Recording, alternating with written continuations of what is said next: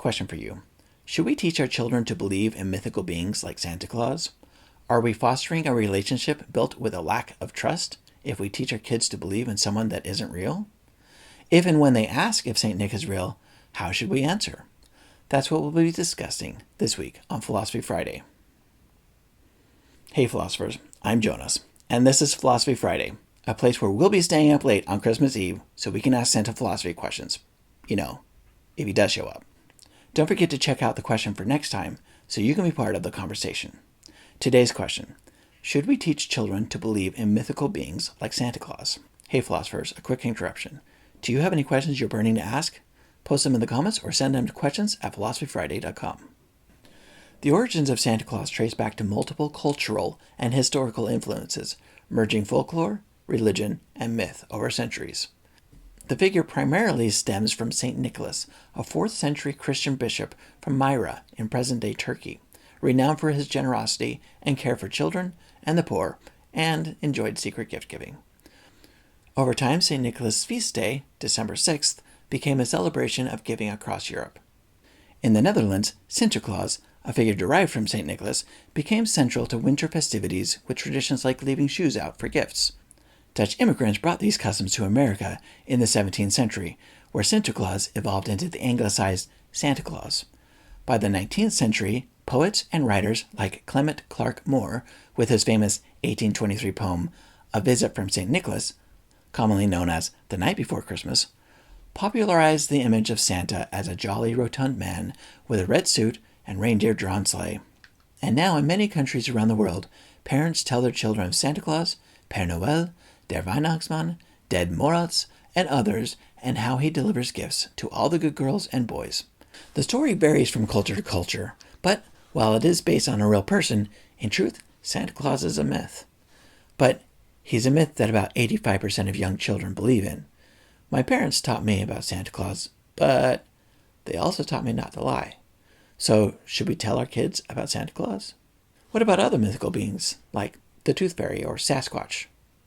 Okay, that one might be real. There are stories of all kinds, so should we lead our children to believe that they're real? Let's see what our community has to say. Cindy Baldwin says, I honestly don't know. Russ R. says, I taught my kids about Santa, and I don't feel remorse. Heartless. Christian Harris writes, I spent most of my 20s in university studying mathematics, physics, philosophy, etc. Because of that, I was aware enough to see how many people, old and young, that I conversed with had difficulty recognizing when they were presented with false or questionable evidence. Because of this, I'm making it a point to make sure my children do have the ability to understand what good or bad information is and how to sift through the claims of others. For me, part of that is doing my part to not try and convince them of things I know are false, i.e. Santa Claus, the Easter Bunny, the Tooth Fairy, etc. Now, I'm not barring them from sitting on Santa's lap during the holidays or engaging with society, but we don't give them any presents addressed from Santa, and we don't ask them to write letters or things of that nature. Josh Ray writes, I'm kind of in between. I think it's a fun thing for kids to believe and get excited about, but I don't think parents should go along with it to the point of lying, like lying to a kid who asks if Santa is real. If kids haven't figured it out by a certain point, I also think they should be told.